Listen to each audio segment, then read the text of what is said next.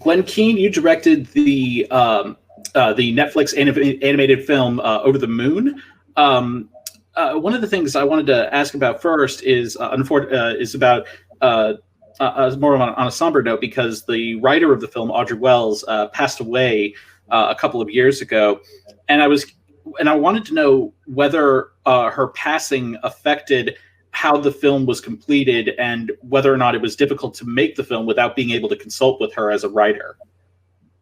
Yeah, well, Charlie, thanks for talking about Audrey.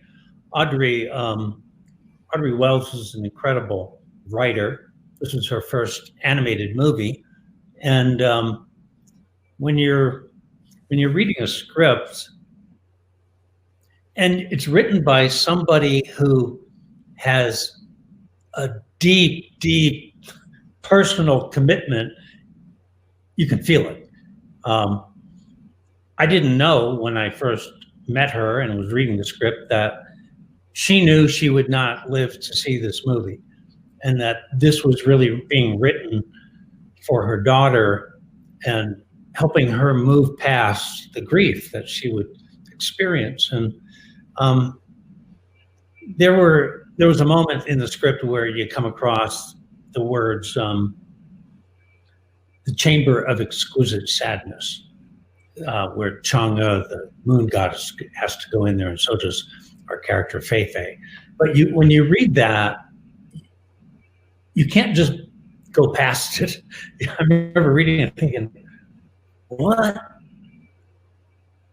I mean, if there was nothing else written after that point, I think I knew what the movie had to be all the way from that point on, because she's saying it's exquisite sadness. By facing the thing you fear the most, there is joy coming out of it. And that was Audrey. At a certain point, I did learn that she had cancer, and I didn't know that she wouldn't make it. But when she did pass away, I would often think, what was Audrey's intention here? Because you were always coming up with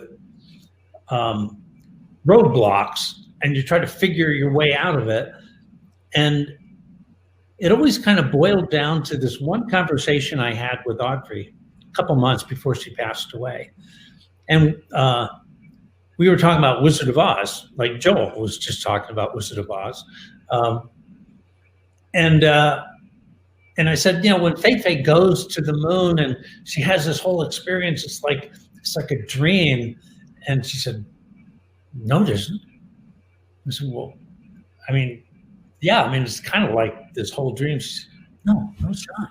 And she said, it's real. I said, well, okay. So when Dorothy goes to Oz and she comes back, that's clearly a dream. She said, no, it wasn't. And she had this incredible, fierce look in her eyes, like, you don't understand. This has to really happen. This is real. And there's a sincerity to it. And it was that for her, there had to be real roots of sincerity and depth and truth to this story. And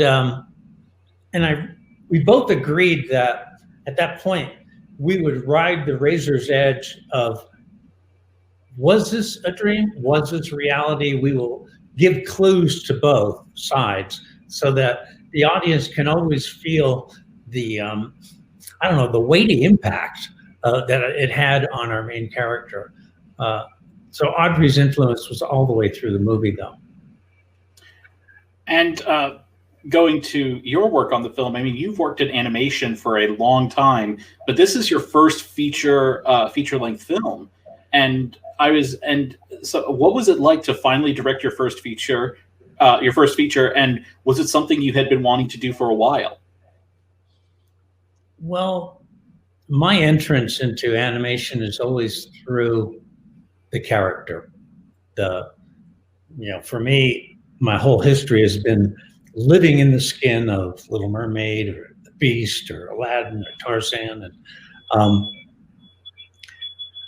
when I had presented I gave a talk at Annecy in 2017, and I did not realize that I was actually auditioning for directing this movie. This in the audience was Pei Lin Chow and Melissa Cobb.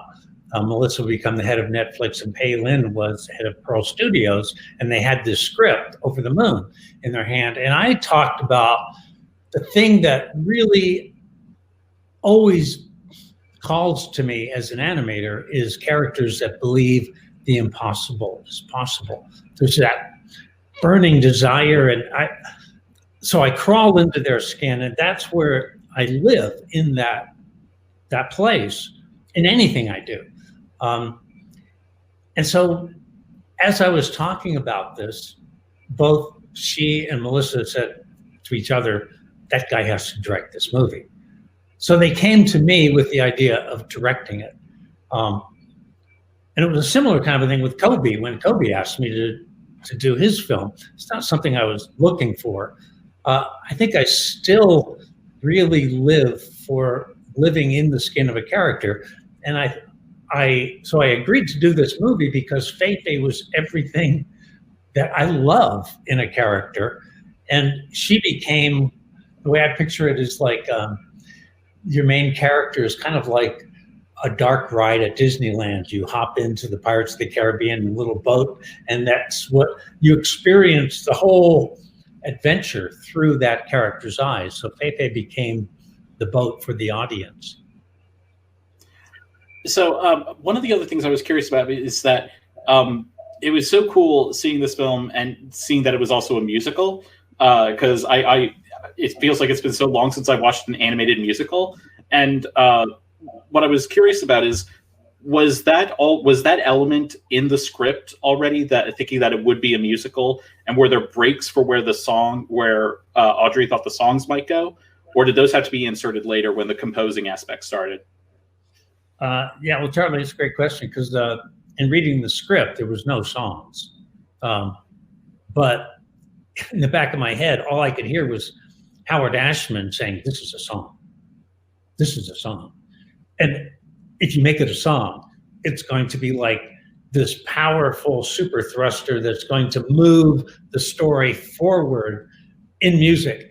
And music will be able to tell a story that is so mature in its theme of dealing with the loss of someone you love, and could become very heavy, but the music will lift it and come in the back door emotionally.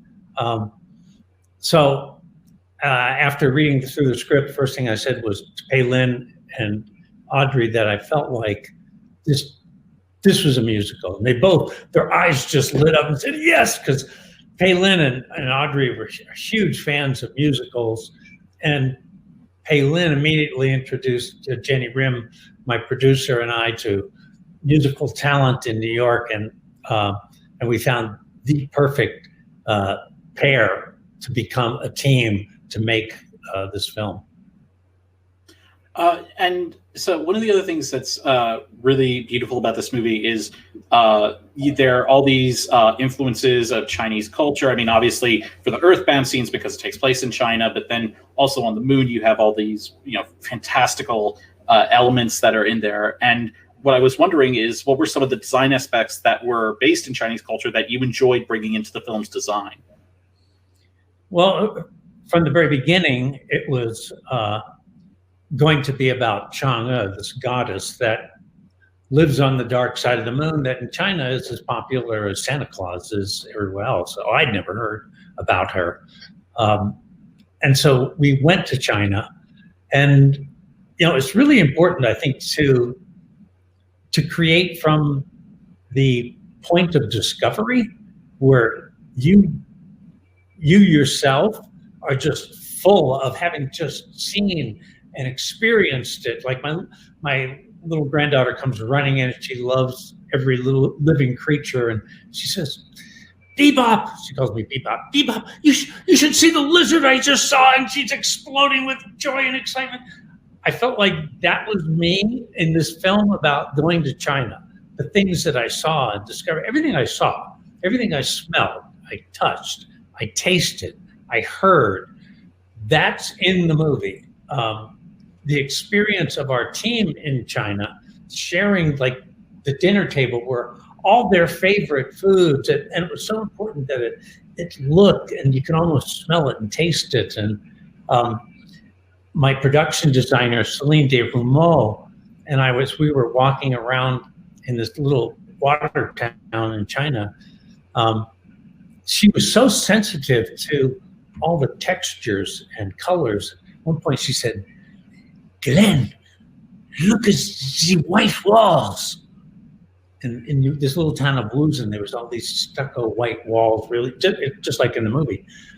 And I said, yeah, they're white.